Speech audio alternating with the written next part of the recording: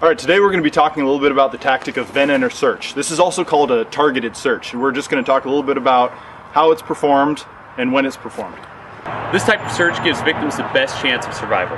Generally, we're looking to start searches as close to the fire as we possibly can. Some of the exceptions to this are going to be when we have a fire on the first floor of a two-story building. Time of day may dictate that we need to go directly to the second floor where we have the highest probability of victims. Sometimes the fire has to be controlled before the search, but really more often than not, we can and should be performing both at the same time. Before using this tactic, you need to understand the difference between venting for fire and venting for life. Venting for life must be done with the knowledge that you're going to be drawing fire at you once you make that opening. We need to talk about the go versus no-go parameters. The go parameters include when you know you have a viable rescue, when there are no signs of impending flashover, and of course, like always, you need to make sure that it's a coordinated attack, and you need to make sure that you have a good membrane. In other words, the other side of that room should have a door or some way to compartmentalize that room from the rest of the structure.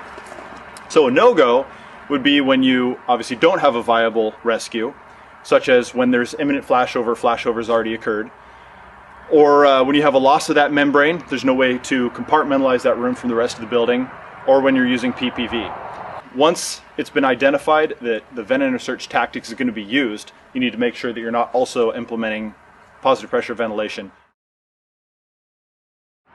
Okay, so now we've got our ladder in place. Now there's a couple of different ways that people talk about doing this.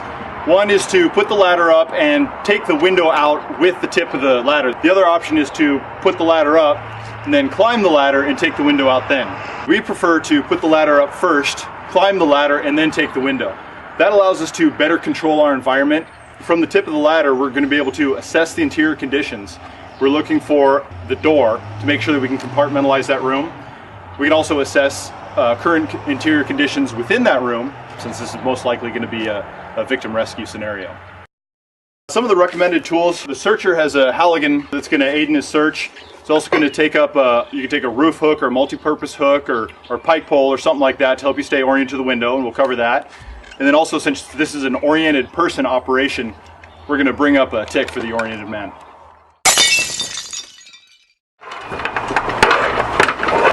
Getting ready to use my tool. Take the head of the tool, plant it firmly against one of the rungs. Now we've got a nice solid pivot point to work with. Come forward, strike the window. Now I can come around, clear the window out, take out any sash that may be in there.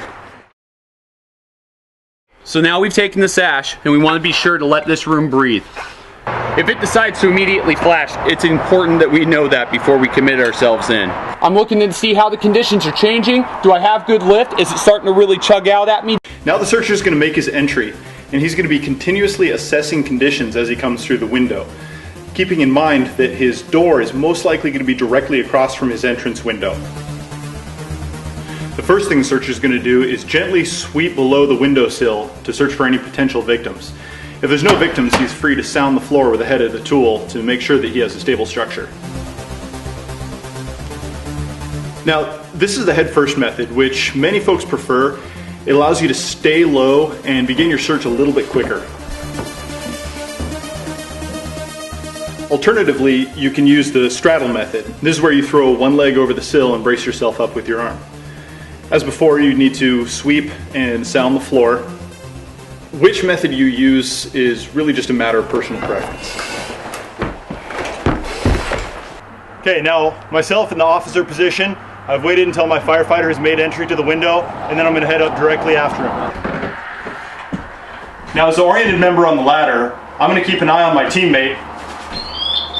One of the first things I'm going to do, if I still have the hook, I'm going to hook the sill for him. And what having the hook there is going to do is it's going to give the searcher a reference point. When he goes around the room and comes back to that hook, he knows that he's at his entrance window. My other responsibility is to monitor with the tick. And what I'm looking for is, one, I'm keeping an eye on my partner. Two, I'm assessing for any victims that may be in the room. And three, I'm looking for any unusual heat signatures, such as, is that door or the wall or the ceiling starting to glow, starting to get hot? Are we starting to have breach of this room? Are fire conditions changing? And our tactics may have to change.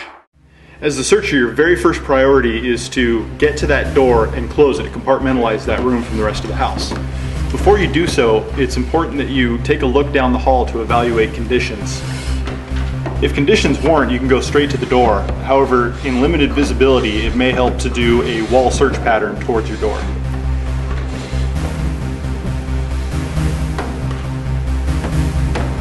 If upon entering the room the door is already closed, you still need to open it and take a look outside. One, to look for victims, and number two, to evaluate conditions inside the house to see how long you have that room. Once the door is closed, you're going to commence your search.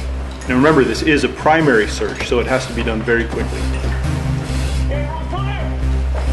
If you do find a victim, alert your partner and remove your victim through the window. If you come upon a victim right away, your priority is still to get to that door to compartmentalize that room for the safety of you and your victim. To stay oriented to your search point, a good tip is to bury the pike or Halligan into the wall. That way, once the victim's removed and you resume your search, you can move very quickly up to the point where you left off, and then resume a more thorough search at that point onward. Vent under search is also a great tactic to be used from porch tops. The benefit of this is you can reach multiple windows using just one ladder, which will free up other ladders for other uses. When venting multiple windows, if possible, try and start with the downwind windows first, working your way upwards.